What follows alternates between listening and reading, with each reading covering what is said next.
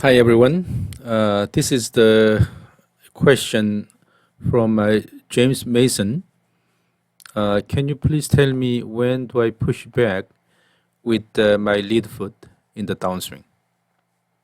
Actually, the push using the lead foot occurs before the beginning of downswing. So here's a good model here, and this is PJ Tour caliber player.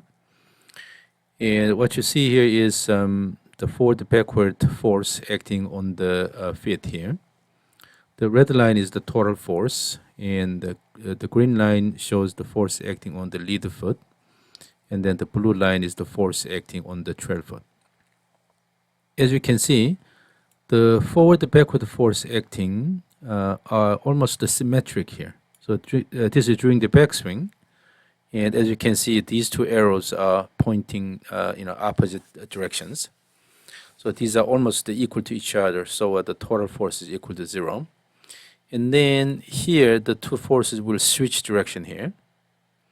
And then, so the green line here shows negative value. That means the force acting on the lead foot is in the backward direction because you are pushing the ground forward. So the ground reaction force is acting in the backward direction. It pretty much starts from here, during the backswing here. And then this is when the pelvis rotation is completed.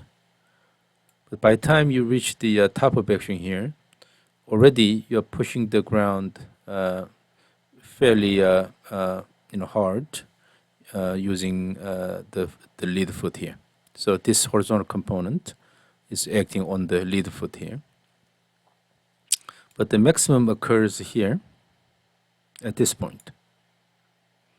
So this is on the way down. It's between the top of backswing and the so-called early downswing, where the lead arm is parallel to the ground. So on the way down, the forward-backward forces become maximum here. So this is the backward maximum acting on the lead foot here. So although it starts acting in this direction before even the end of pelvis rotation, but the maximum force occurs about here. And some people, reach the peak forces around the 7 here, which is early downswing, so when the lead arm is parallel to the ground on the way down. So these forces are becoming maximum before this position here. And this golfer tends to reach the peak forces a bit earlier. And then the upper graph here, the red line shows the total torque about the vertical axis. So this is how much torque is generated about the vertical axis by using the ground.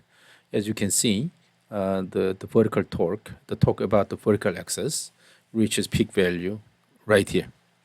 So you are actually generating this torque about the vertical axis by using this forward-backward force mainly.